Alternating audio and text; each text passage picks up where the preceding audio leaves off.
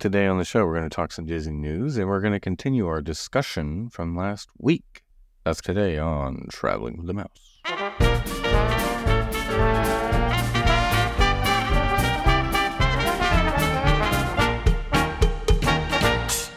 Welcome, everyone, to episode 443 of Traveling with the Mouse. My name is Adam, and I am joined today by John. You've burned all the shade, the food, the rum. Why is the rum gone? Why is the rum always gone? I feel like we've said that before.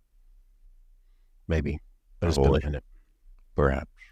That became like a recurring theme in the films, right? In the second one, he was like, why is the rum always gone?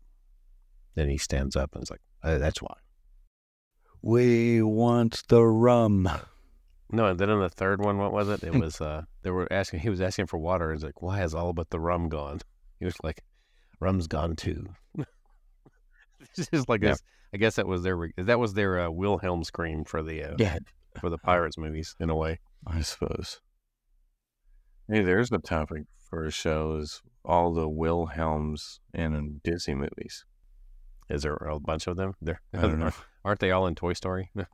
Yeah, there's definitely that one. I think they used it in. Did they use it in every film, or the first three at least? I think. At least I know it was in the first one, and the second one. I was watching. This is not Disney related, but I was watching a YouTube video of someone putting together a bunch of like oddly placed Wilhelm screams, and then when you see them like back to back like that, you're like, yeah, that's pretty bad. Pretty bad, yeah. One of them was Batman Returns. Really? There was one in there that was like, oh, that's, yeah, it was kind of. Oh, wasn't it in the first scene with the penguin when they were on all the clown guys were on the streets? Maybe wasn't that it? I don't know. Or was it not? It was like a fight scene where he's like, and then he's like throws a guy. It's like, oh, yeah, it was at the beginning. Weird. Then Batman Returns. Yeah, it's been a while since I've watched it, so. But yeah, there's a lot of Wilhelm screams in movies. I always think of it. I always associate it with the Lucasfilms, though. Yeah, Indiana Jones in particular. Sarlacc pit. But yeah, right. Star Wars very heavily too. Yeah. Wow. Yeah. Whatever. How it goes. Wow. Yeah. That's funny. Can't too. do it very good. Like in Raiders, there's like the second half of a Wilhelm scream when the guy falls out of the truck. Right. It's not the full. Do they do that? Like, was that when he runs over him? It's when the guy falls out and like hits the windshield of the car behind him. It's like a half. I think but there's like a half Wilhelm. I feel like it was used somewhere in that area though. It probably was, yeah. I always thought how fake. So when I look at it now, how fake it looks when he runs over that guy. His arms and legs are up in the air. Whoa. Yeah. Anyway, okay, enough of that. We'll talk a little news because it is spring break, and of course Genie Plus is selling out every day, and the price is $35 a day again because price gouging. Because Disney Genie Plus. Well, they're probably trying to think of ways to make it be somewhat available. So raise the prices. One of the options, I guess, but it's still not working. Well, the main reason I'm not there this week is because I'm not going to go there and pay those prices for that. It's not honestly. Worth it. Well, there's that, and I don't like having like the waits that I see if I can help it. Yeah. I mean, like that one day when I first showed it, what was it, like midday on Monday, and then I called it the litmus test for Magic Kingdom that Mermaid actually had like an hour wait or something. It was something ridiculously long. Right. Yeah, and then I think I saw somebody post that the Treehouse had a wait, Swiss Family Treehouse, and it's like a 20-minute wait posted at some point. Isn't the Treehouse itself a wait? Yeah, it's the line to nowhere, but yeah. It's the extended queue for Skipper Canteen. Speaking of Mermaid, this means that the crab game might have actually got a little bit of time. It like never gets any time. It's usually just sitting there looking all sad because nobody's playing the crab game. Right. You know what I'm talking about, right? At the Swiss Family Treehouse? No, in Mermaid. Oh, in the yes. queue. Oh, you're talking about yeah. I said Right. I jumped back to mermaid. Sorry. You jumped right. I'm going to say there's no real queue for Swiss Family Treehouse. I mean, I just thought you meant in the queue. The no, ride. the queue that is the queue. The queue that is the attraction. Yeah, right. I know what you meant because I've been in that room before when it's been, where you can wait a minute or two. I've never had to wait that long. Yeah. Only a little. I've had maybe COVID. Maybe when it first came out, I may have had a mild wait. I think it was before Genie Plus came back, or before, Interestingly enough, my first experience with that attraction was in California. Mm-hmm. I actually rode the one in California before I rode the one in Florida. It was one of the first, one of the few I can say that. I don't recall. Again, there's not too many I can say that about. There's not really a difference. The queue's not as good. It's just a normal. Yeah, that's right. The queue back is and forth type queue. Yeah. Yeah, which Disneyland's known for, especially the Fantasyland stuff. That's all it is. Cutbacks. I really don't know what that building was when they originally opened California Adventure. So I'm sure it replaced something, probably. Yeah, had to probably, but so I just don't know what it would have been. That's probably one of the reasons why it's a more boring queue. Yeah. Well, yeah, the crowds are back and the prices are back. So, and people are paying it. And they're paying it, yeah, because that's another story is Genie Plus is selling out a couple of days, at least a couple of days this week. Yeah, it says it continues sellouts.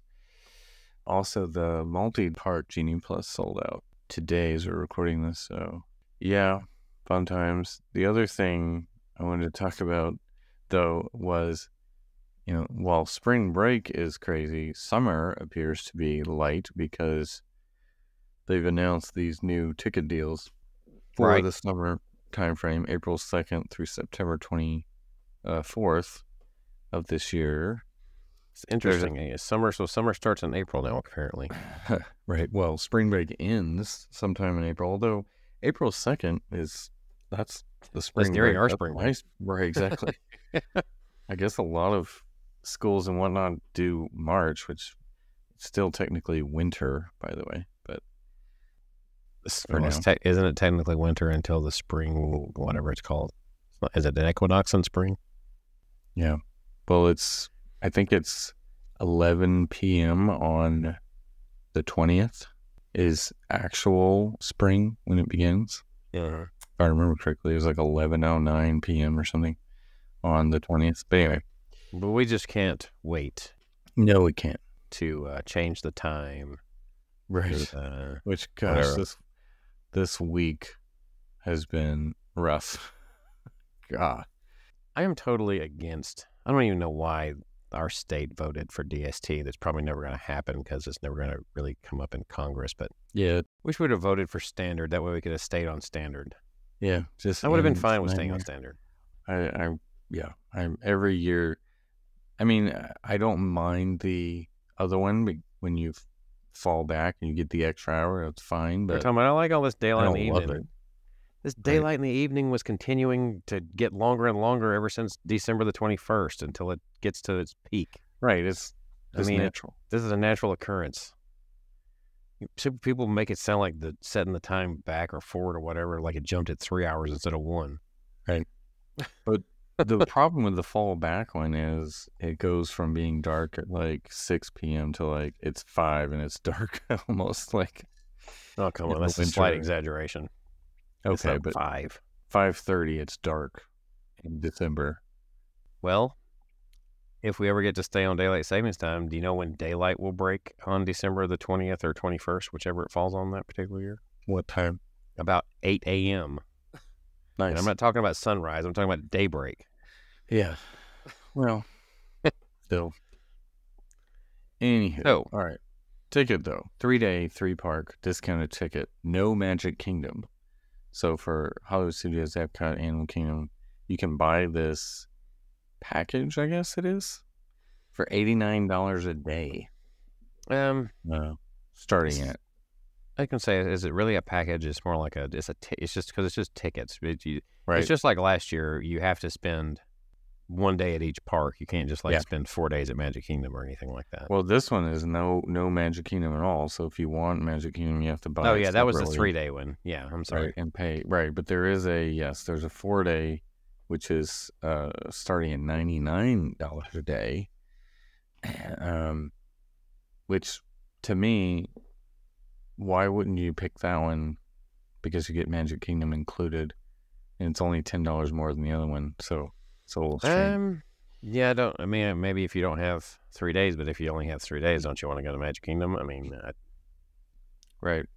So maybe that's the point is like trying to get you to go that extra day because it's only $10 more. Well, maybe it's something give you like a low hanging fruit to go for, perhaps. But $89. We haven't seen that price for a day ticket in I don't like 10 years maybe. I don't know. The special last year was $99, but it only had the one ticket, so they only just took $10 off for a 3-day one. It doesn't include Magic Kingdom. Right, which isn't a great deal.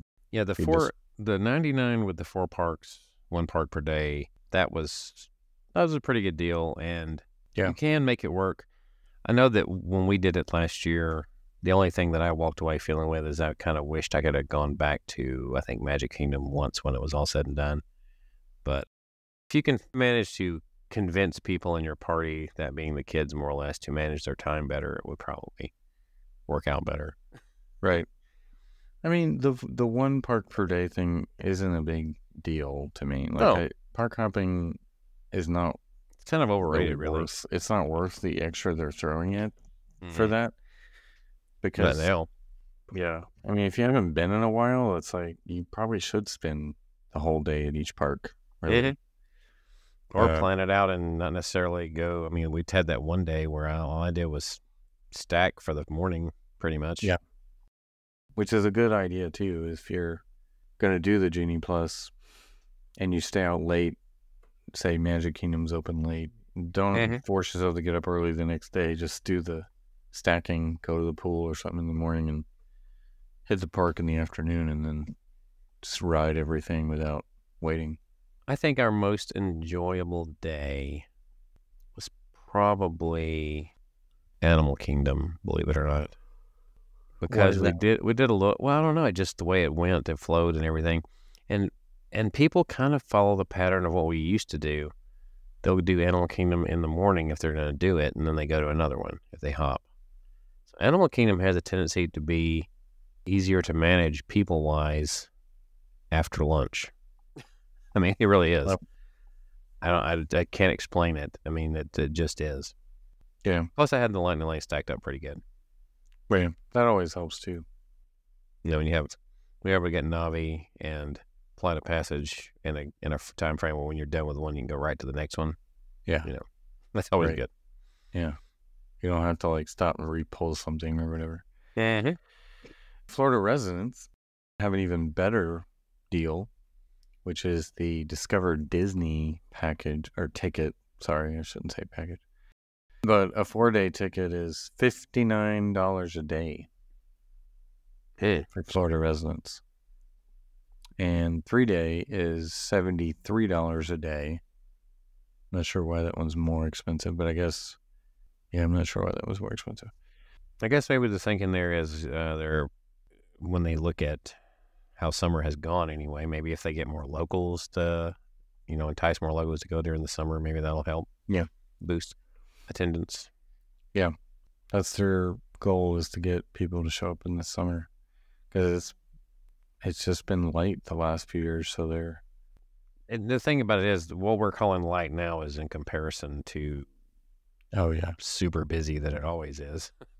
So it's not like super light, trust me. I mean, they're not hurting or anything during the summer. They just, their bookings, especially hotel bookings, are lower. Yeah.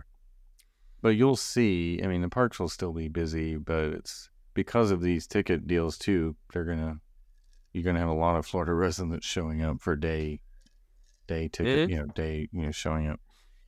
But some of them might even do the $99 if they want to do like a staycation. Right. Yeah. So the parks won't be like empty by any means, but the hotels might not be as busy. Right. Might be a good time to do the hotels. Yeah. So yeah, these are good.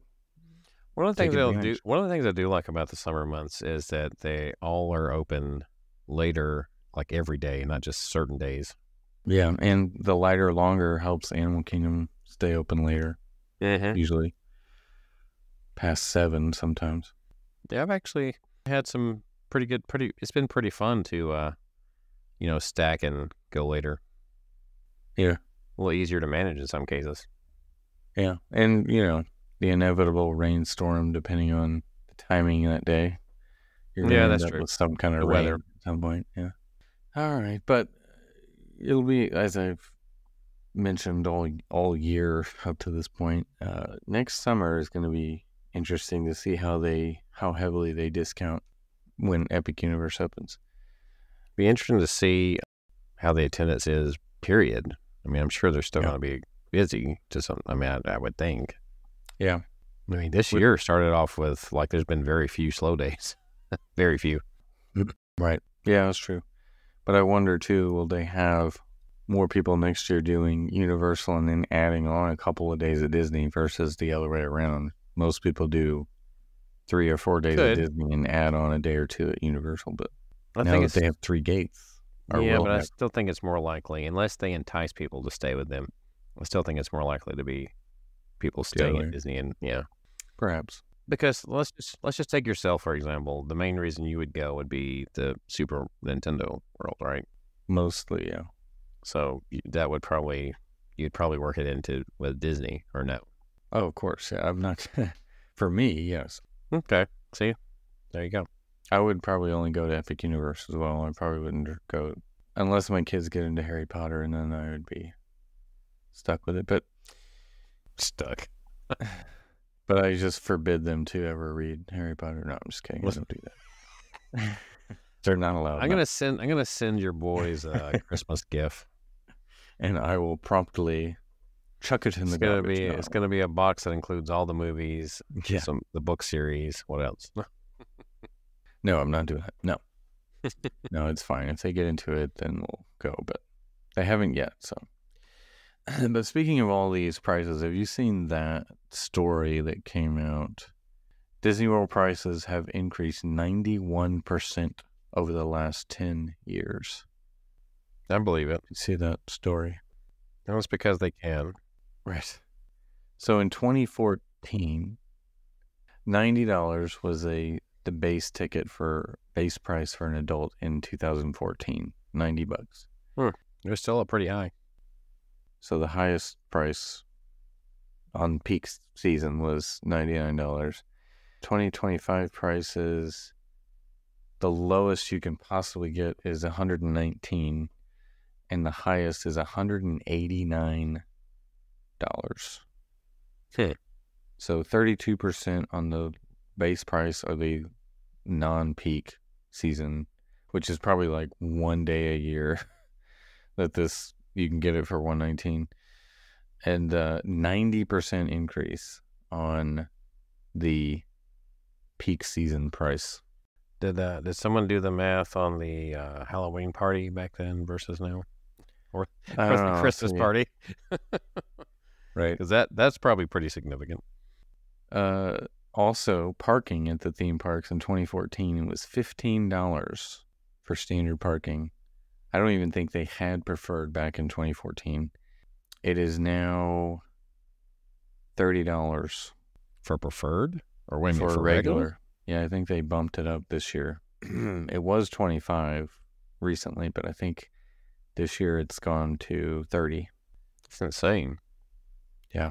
And of course, they also looked at like quick service. So Cosmic Rays, you used to could get an entree, like a burger, like just a cheeseburger.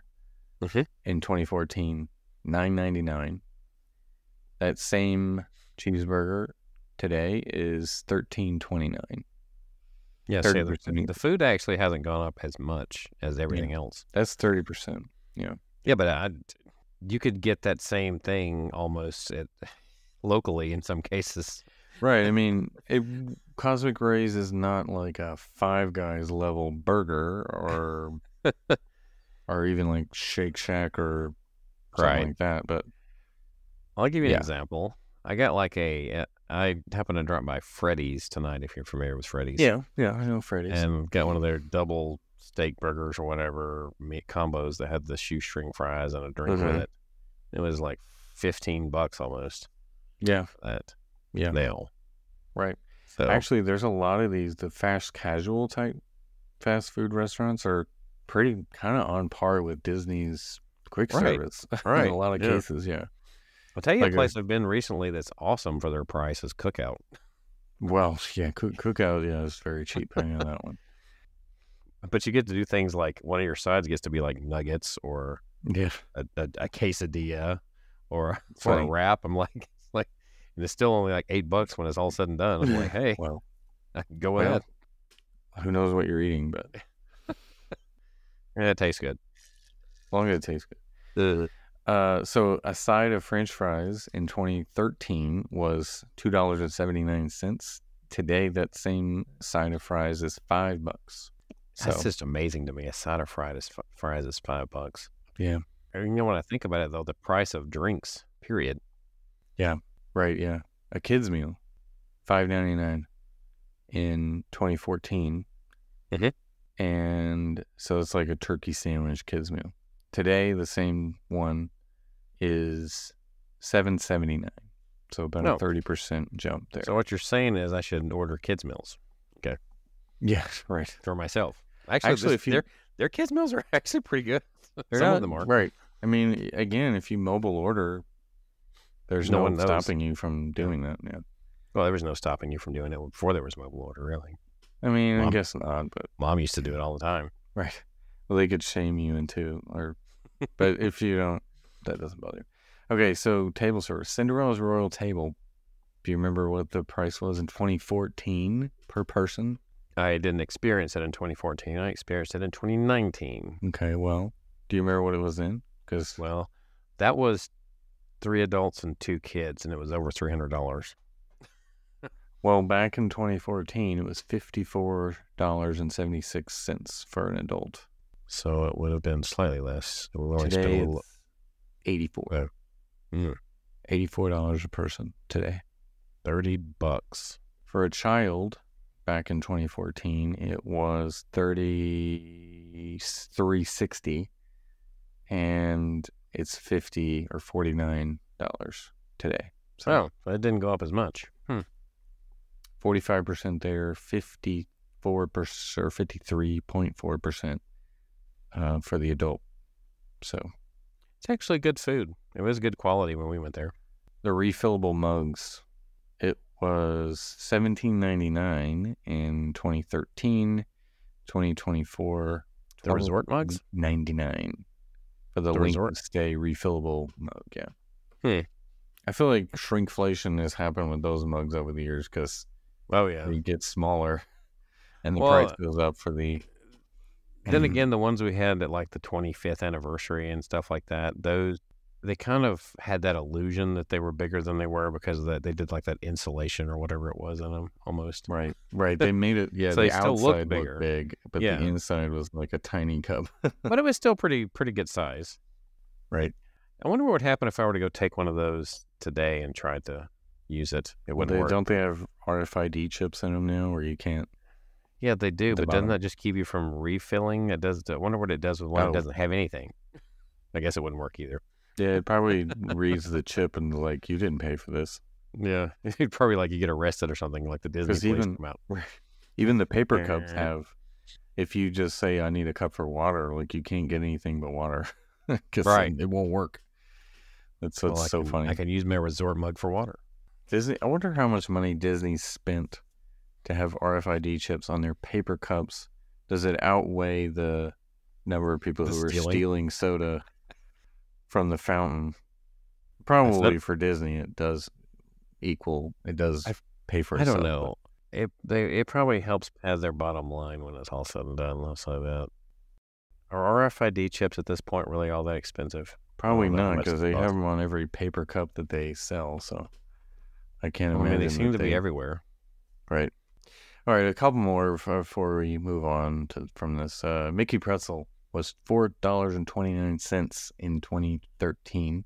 It is now $6.79 or $7.79 if you add the cheese. Almost $8. That's a good sized pretzel, though. It is, but dang, you could have gotten 2 of those for that price. That's almost 2 of those. That's 81% increase on pretzels. And they may have shrunk that too, actually, now I think about it. So here's the other thing. Contemporary, they did like a deluxe moderate in value. So in 2014, I'm trying to see what room type this was. It didn't say. I assume this was a tower room, but it was $732 a night. In 2014. So that must be a tower. It doesn't say, but it's got to be like tower at least. Anyway, in 2025, the same room is $960 a night. Tower room is $960.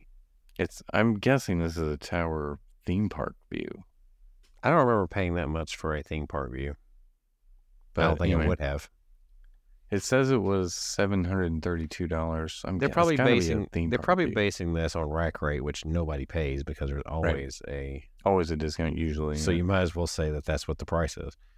So, well, yeah, I can't tell what room that is. It looks like it was a Bay Lake Tower viewer, but anyway, that's a 31% increase on that. So a moderate, they're talking French Quarter. Standard view was $274 a night. Again, rack rate, yeah. 2025. That's not too far off where you can get it now. Yeah, you can get that price at French Quarter. Yeah, pretty close, about $280. Yeah, you might could get that. Yeah, maybe, probably a little more than that. But rack rate 2025, $372 a night. That doesn't sound right either. But which one? French Quarter. 37% increase. The one I would like to see is Caribbean. Yeah. They don't have it though, do they? I don't see that one on here. Or you could probably look it up, but I bet it increased a good bit. All-Star Movies. This was what room? I wish they would tell you what room because it says $190 a night in 2014. No way. You could find that sub 100 in 2014. Yeah, I don't know where they're getting that. It says the same room in 2025 is $230 a night. I'm starting to question this data. This is from All Ears, by the way. Well, I mean, that data does not sound accurate. I don't know what their ranges they're using. Well, they're looking at New Year's Day, so that was peak pricing. Oh, well. But again, it doesn't say if it's a standard room. But I mean, I guess preferred would be the only other category. For All-Star, yes. For All-Star. But anyway, so yeah. Oh, they do have the Halloween party. I should look at that really quick. Back in 2014, advanced purchase price half was the price? $62. Yeah, it's like half the price. A child ticket was $57. And what is it now? Yeah, in 2023, which was the last, they don't have. I guess they haven't released the 2024 prices yet. But in 2023, $109 all the way up to $199 depending on the date. So more than double. Yeah, if you think for the high end. Yeah. And did the things that they gave you and what the increase? Value, did it double in value? Yeah. Did you get 75% more for that ticket? Absolutely not. No. Because it went up almost 76% in value, in price, I mean. But again, they didn't add more to it, but it still sells out, so. Right. Shrinkflation, yet again. Speaking of, really quick, I did want to throw this in there. Did you see that story, this report about internally at Disney that the search for the successor to Bob Iger is amongst the division heads, which would include Josh D'Amaro, Alan Bergman, Dana Walden, and James Spataro. So he's chairman of ESPN. Dana Walden is co-chairman of Disney Entertainment with Alan Bergman. And of course, Josh Tomorrow is chairman of Disney Experiences. So is Dana a he or a she? She. Okay. There's one woman in there out of the mix. I don't know much about her or the others, to be honest. I do know Josh, obviously, Tomorrow. I was just curious because there is a Dana that's a man. I mean, Dana White, for instance. Right. No, she's a lady. Okay. But obviously we know Josh Tomorrow more so because we see him on the park side. Right. If this were a popularity contest. Right. He would win from Yes. the fans' point of view because he's at least personable and has like some charisma. I don't know, some humanity. If we were treating this like we do the president, then he would win. Right, if we were voting as fans, because we don't know the other three, that's the thing. Like I said, if we were treating this like we're people, I don't know, the leader of our nation. Yeah, exactly. We would do that. Yeah, whoever like has the most charisma or says stuff in a interesting way or whatever, has a persuasive personality. It's been that way for a long time. It'd be funny to watch them debate, to be honest. I'd want to see these four debate. If we're gonna start having debates, yeah. So the kid, like Disney like town halls where we could ask tough questions about. That's bad. So you say you're investing $60 billion in the parks, but only 30 of that is allocated to actually Disneyland and Disney World. So what say you? Because when you spread $30 billion over 10 years, that's not more than they've really done over the last 10. You know. Yeah, but kind of, right. It's funny, that statement and those things, it almost makes it seem like Iger's getting a little bit of the Biden treatment, like he comes off saying one thing and like, no, that's not really how it is. Are these too old now? Yeah, maybe he's starting to slip. I don't know. Maybe. I mean, Iger's definitely, he looks different than, and I don't mean just appearance wise, he does look older, but he's different in his demeanor in the public than he was previously. He does feel like he's more burdened now than he was when he was CEO previously. Well, when he was CEO previously, he did nothing but accept praise. So right. And of course this is a harder job. Yeah, exactly. Okay, but just to talk about Tomorrow again, like, yes, he would be popular. Is he good though at, because it's like he's good at like the public PR type stuff, but is he really, like, what has really happened with him as being the chairman of this? Like, he's good at talking about stuff, but other than that, we're not seeing a lot of results. Whereas Chapek was taking the shrewdness a little overboard, I don't think Josh is shrewd enough. You look at Iger and you see him having a little bit of both of those qualities. It's a good point. And I don't know. I don't see it, but, well, if it comes down to it, we'll see. Yeah. He's definitely a good face for the company. Oh, sure. But as far as actually running it and making all the decisions, I'm not sold on that yet, but we shall see. He's definitely, likable. Definitely goes a long way. But would he destroy the company because he knows nothing about running the business part of it? I don't know. Well, the company has a lot of challenges, period. Yeah, a lot of headwinds. Yeah. A lot of big companies have that right now, though. I'm still of the opinion that they should at least look at bringing an outsider in like they did with Eisner. That's just my opinion. Yeah. There's, like I said, I sound like a broken record now, and I've said it in other episodes. There's a time to hire from within, and then there's a time to bring in some fresh blood that's had experience outside of Disney. So, to everything turn. Right. I feel like it was a very successful move to keep the company moving forward in the early 80s and throughout the 80s, in particular. Yeah. And it might be approaching that point again. I'm not saying we're there, but we might be. So, yeah, we shall see what happens. I mean, the studio isn't exactly churning out hits right now either, so. Right. we'll see if that's another era, another dark era or not. I did see this since we were talking about pricing earlier. The 1900 Park Fair is about to reopen, and the pricing for breakfast for an adult is what dinner used to cost at Cinderella's Royal Table 10 years ago.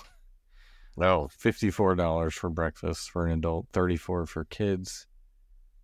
And it's buffet, it's like $54 for a buffet. unless it's changed any of the food there, it's just, it's pretty average for the most part. It wasn't, as far as a buffet it wasn't food. remarkable.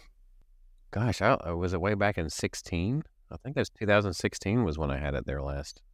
Oh, wait, no, I'm thinking of I'm thinking of Hollywood and Vine. Never mind. Oh, yeah, Hollywood and Slime. Actually, I didn't hate Hollywood and Vine, to be honest, for breakfast. Because it's breakfast. Like, it's the same kind of stuff everywhere. Most breakfast is breakfast. I mean, there's a few unique exceptions, choices. Yeah, they listed the menu, but I'm not really going to go through all that because it's like, there's a few, unique things on there. But overall, it's not worth it. But you're paying for the characters. That's the main thing. I still say the best breakfast is Garden Grill. Yeah, it's good. I mean, again, it's overpriced too, but you're paying for the characters, and the theming of the restaurant is kind of cool. So I think I paid it was 5 people. It was like $250 for breakfast or something. Well, last time I had it was a couple of years ago now. Ohana's breakfast is pretty good deal as far as. Because they haven't added characters back, have they yet? Or maybe they have, but. No, but I mean, like the quality of the breakfast food you got, and it's like more than half the price of the dinner. Yeah. So. This is the problem, though, is I can't do these all-you-can-eats anymore. I'm too old. Like, I can't get my money's worth. Don't want to do all that. Yeah, and I don't want to, eat that much food. But for the dinner... just give me a piece of avocado toast and a coffee. We'll go. Right. I don't even need that. But okay. 1900 Park Fair for dinner, $66, $41 for kids. So, yikes. Not worth that. But you're paying for the characters, so. But for a buffet... What characters are you getting now that it's back? Cinderella. Oh, Aladdin, Cinderella, Mirabelle, Tiana are the characters. Aladdin, Cinderella, Mirabelle. Yeah, it was Tiana. Aladdin, Cinderella, Mirabelle, and Tiana. That was just an odd mixture of those. Don't you think? It just looked weird. Yeah, we talked about that a few weeks ago. It was like, that is, because I was thinking, Aladdin and Jasmine or something, but because it's mostly princesses aside from Aladdin. So, strange. Right. All right, I don't have any other news. Let's move on to a different topic. You're the boss of this episode. So, I wanted to read this one, which was somebody who hadn't been to Disney World. This kind of will tie back to what we were talking about last week. We'll kind of maybe polish that conversation off too. But this person had not been since they were 8 years old in 1991. They're now about 40 years old. They went on a kid-free trip, so they didn't have kids. So he just gave his honest kind of review of going back to Disney after, 30 plus years. He said he's not a planner and doesn't enjoy scheduling and routine on a vacation. He would rather sit on a beach somewhere. So he said I kind of understand. Right. Unfortunately, you don't have that luxury very much anymore. No. No matter where you go. Yeah.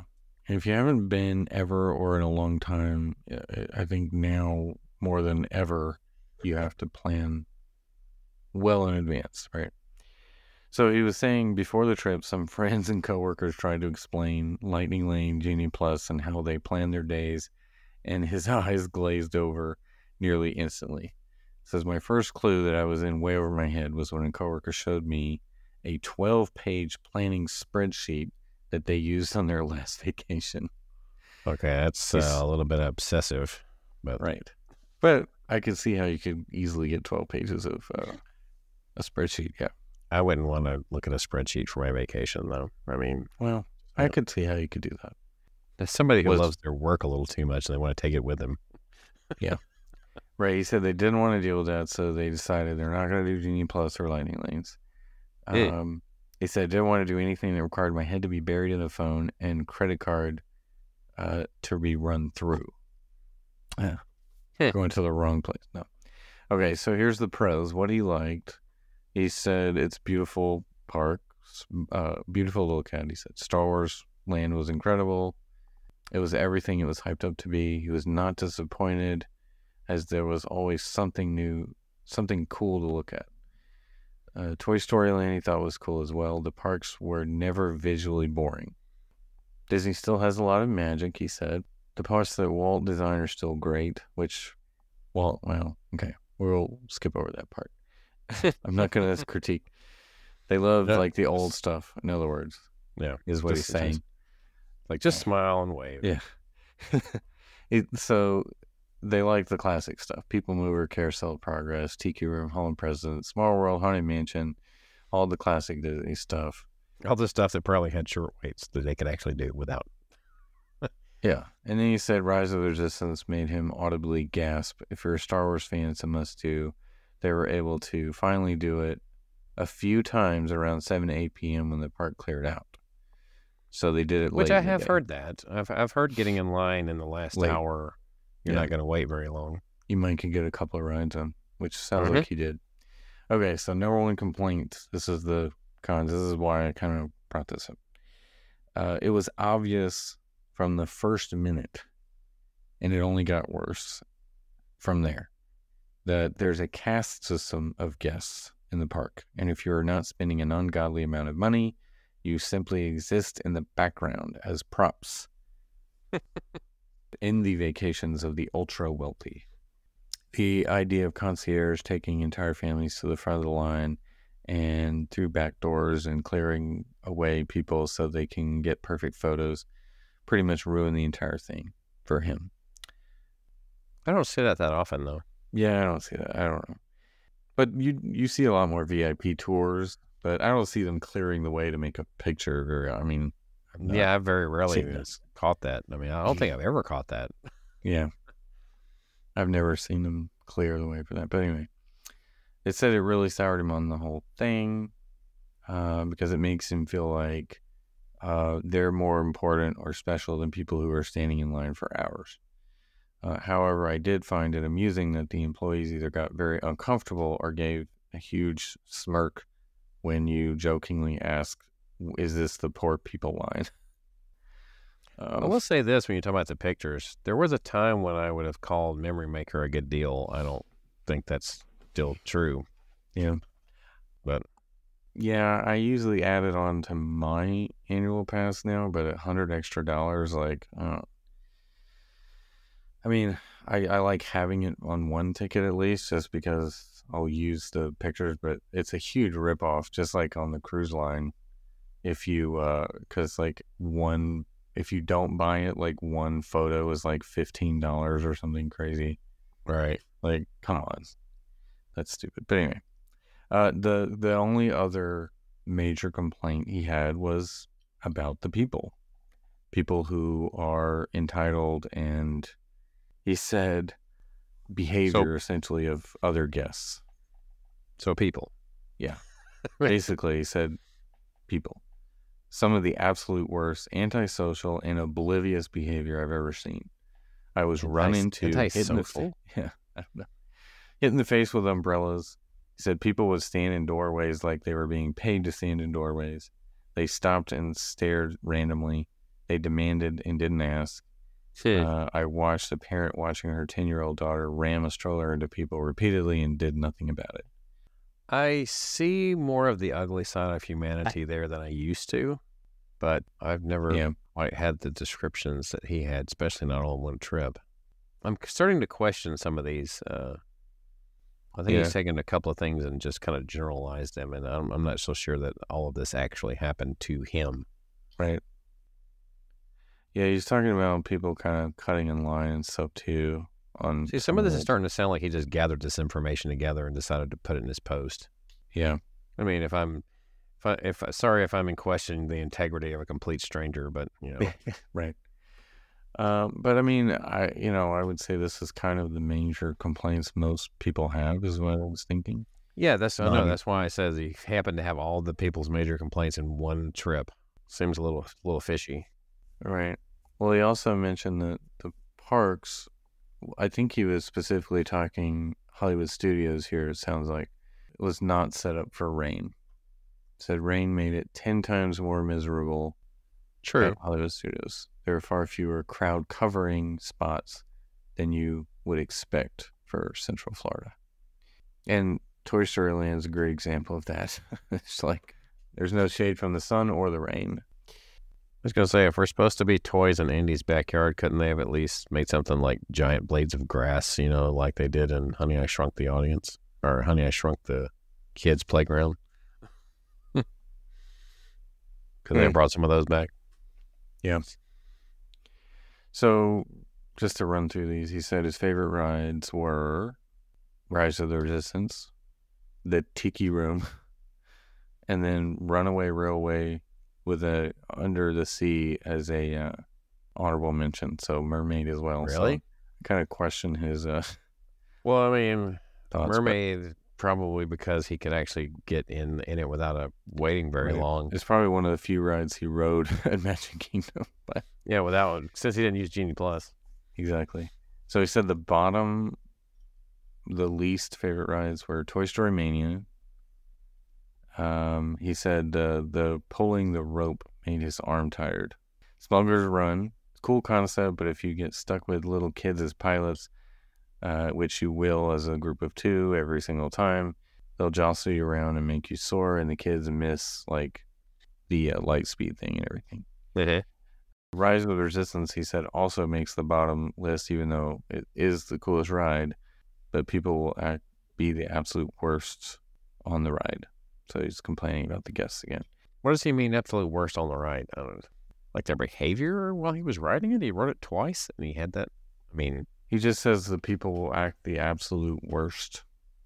I don't know why he said that. I don't know. But he says, can you wing it without meticulous prep spreadsheets and knowing 18 different websites and influencers? Yes, despite what everyone told him repeatedly, which he says presents its own stress for him. He says, we didn't pay for any extra line skipping stuff. He also didn't do some of the most popular things. Right. Sounds like. He said they just did anything with less than a 20-minute wait. This explains Mermaid and Tiki. Right. They didn't do a whole lot then. Don't wait in lines longer than an hour for your own sanity. Smile and be nice to employees. Be callous to morons bent on ruining everyone else's time. Walk through as many VIP concierge photos. Flying the bird as you can get away with. Like, come on, dude. I don't even know if this is real at this point. You say that every time I read these Reddit posts. Because people do that stuff. People do make up this stuff just so they can put it out there. Yeah. It could be real. I'm skeptical of its integrity. Of it being genuine. Well, I just think it's interesting if this is genuine to hear like someone who hasn't been in 40 years what they think of it today. And that does seem to be the major thing. Like you see more of the worst of humanity at Disney today. Yeah. than I remember seeing. I'm sure it was happened back then too when we were kids. To tie it back to that. But I don't recall any crazy incidents where I've seen a few as an adult. Of course, maybe as a kid you don't really think of it either. Or you don't really pay as much attention to it. A little bit of both. But of course, it has gotten super expensive, and there is that issue. Right, you're paying more to wait longer, and in some cases, you're paying more to skip those longer lines. Right. Which the system they got in place, like we just said before, paid for Fast Pass. They've tweaked it, a little bit. As far as the price of what you spend overall, is it less than what you get at some of the other places you would spend? Yes. But at some of the other places, when you're paying for it, you really feel like you're paying for a premium experience because you don't have to use an app to schedule things and you can just go to the front of the line. Yeah. And I'm comparing that with the Express Pass at Universal. Yes, right. The Express Pass costs more, but you don't have to schedule anything. You just walk up there and it's like, hey, I want to do this one. Right. Well, with Disney, it's like if you if you know a lot about it, you kind of like, for me, like I like scheduling my own lightning lanes. Like, that's just me though. There's part of the fun. I almost feel like the scheduling stuff like that has become a bit of an addiction. It's part of the addiction. Yeah. And I think that's what they're counting on, honestly, is that they know the diehard Disney folks like love the like challenge and the adventure of it all. It's become like an addiction, I think, for some. Yeah. Maybe they designed it that way. Maybe. We'll take a couple of more minutes to button up what we were talking about last week and kind of tease this idea we were talking about of kind of doing an audio commentary on some of our old videos where we kind of talk through some of the things we were doing, or maybe memories we have, or things that we did back in the day, or maybe we could take a poll and see if there's interest in that too. We could. It'd be interesting. But so as we're talking about the MGM Studios video that we just posted, so YouTube channel, traveling with our TWTM podcast YouTube channel. It's been out a little over a week now. Yeah. So check it out. We may do an audio commentary of that one to start with, because, you know, there's some behind the scenes stuff that we would probably add to it that would be interesting, maybe as a companion to this one as well. Perhaps. It'd be fun to watch. But, you know, I obviously watched this again and thought about, you know, some of the things that have changed, but then there's some things, like if you're looking at Hollywood Boulevard and the Echo Lake area, it's like, looks the same today as it did back in 1989. A lot of it does. Well, there's a few differences. Like I was saying earlier, they used to have vehicles actually out on the street. The actual vehicles. Not they didn't move. They were there for entertainment purposes only. They were there for you to take pictures with and look in and all that good stuff.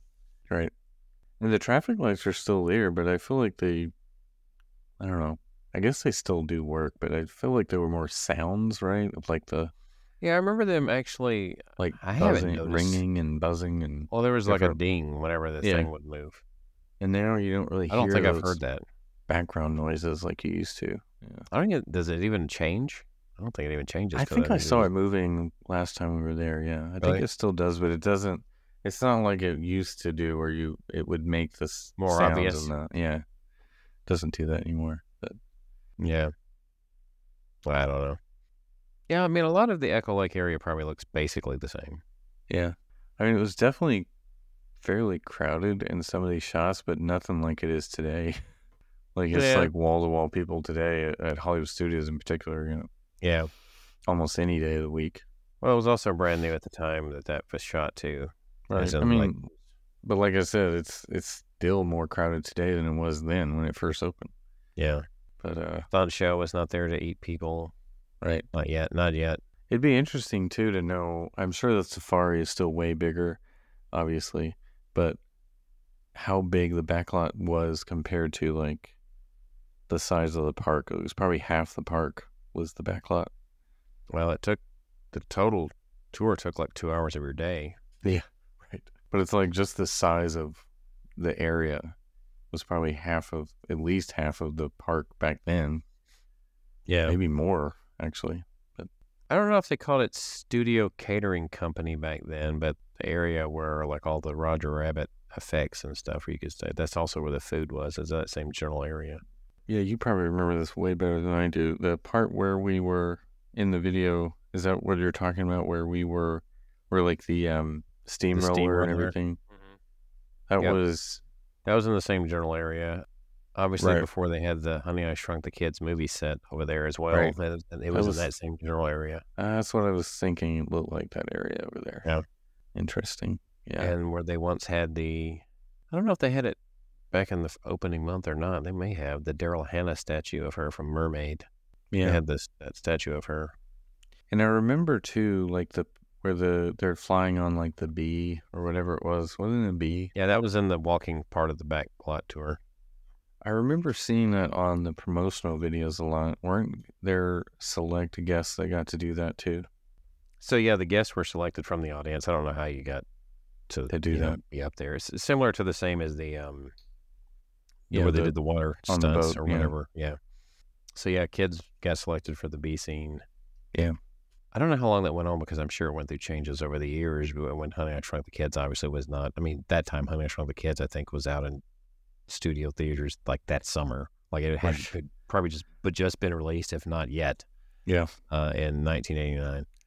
It was very close to Roger Rabbit, of course, the year prior, right? The year before, right? That's why the whole thing was so kind of like around those movies.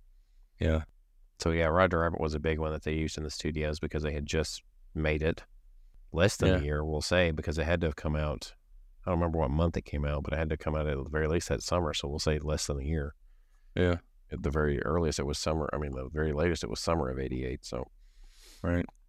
Well, it was kind of fun that the Backlot Tour had all those Roger Rabbit things, like the Dipmobile was back there. Yeah. Herbie didn't last very long for some reason. I don't know why. Technical difficulties again. Yeah. Just like we talked about the Busby Berkeley scene. Which I could go ahead and post that too, actually. I'll probably post it at the same time this video gets posted. Our great movie ride experience. It's not the full great movie ride. It's like a chopped up great movie ride. Of course, yeah. But, you know, it's literally only like 6 minutes right. worth of footage.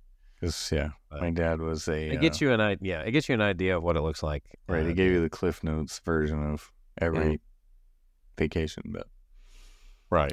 At least there's some cool things to pick out. Maybe we should make a video that includes both of those to do the audio commentary with. So yeah, it'll be interesting to do. It'll be fun.